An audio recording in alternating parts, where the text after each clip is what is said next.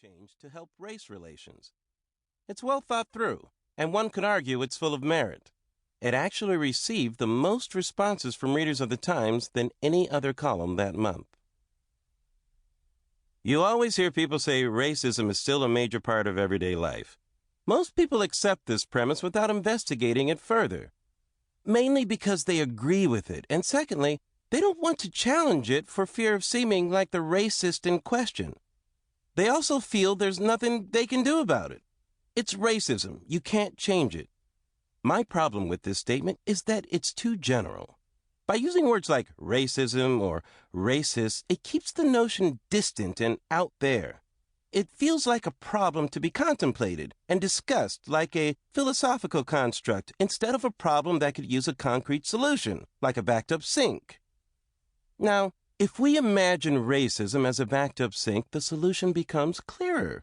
Unclog it. Look into the drain, see what's backing it up, and get that crap out of there. Now, the more practical question, how is this accomplished? How do we get people of different colors to learn to live in harmony? People smarter than me have struggled for eons twisting the sides of this societal Rubik's Cube while secretly fearing there is no real solution. I believe the answer lies in asking the right question. We should not ask, how do we get rid of racism? Our question should be, how do we turn racism into a sink? We could start with a name change. I know, a rose by any other name would smell as sweet, to quote Shakespeare. But keep in mind, we're not trying to get rid of the smell of racism. That stink will probably be around forever. We're trying to ease the pain of it and clear the way for us to get along peacefully. That's right, we're unclogging the sink.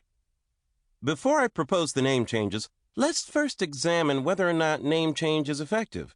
I would argue it's not only effective, but essential to success in many cases. Take actors, for example.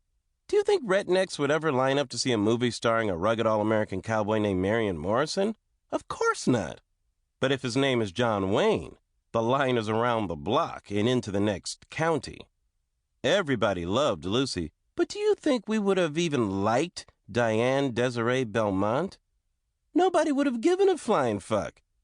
Back in the 1920s, MGM actually had a contest for people to come up with the name for their budding starlet, Lucille Fay LeSueur. The winning name was Joan Crawford. It's unsure America would have cozied up to father figure Alfonso de Abruzzo to comfort them during the cynical 70s, but Alan Alda filled the bill perfectly.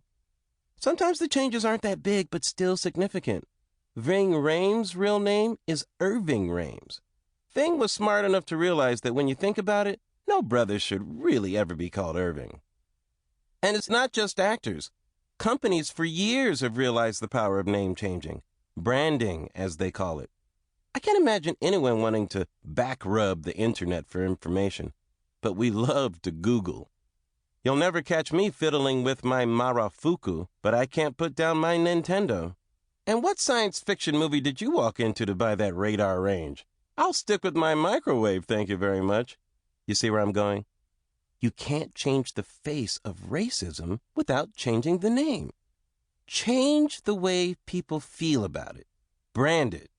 Now, you may be asking, but Larry, why do we want to soften such a hateful word? Don't we want people to take it seriously? Yes. That's why I propose we leave the word racism alone. I suggest we change the term African American. African American as a brand is done. It served its purpose. It did what it was supposed to do, but now it's time for it to step aside. It's so 20th century anyway. First of all, no one really wants to be called African American anymore. You see, as a black, this politically correct term doesn't conjure up images of the struggle my people have faced in this country for several hundred years. When I hear African American, my mind doesn't snap back to the March on Selma or the bus boycotts. It doesn't stir up nostalgia for Joe Louis or the Harlem Renaissance.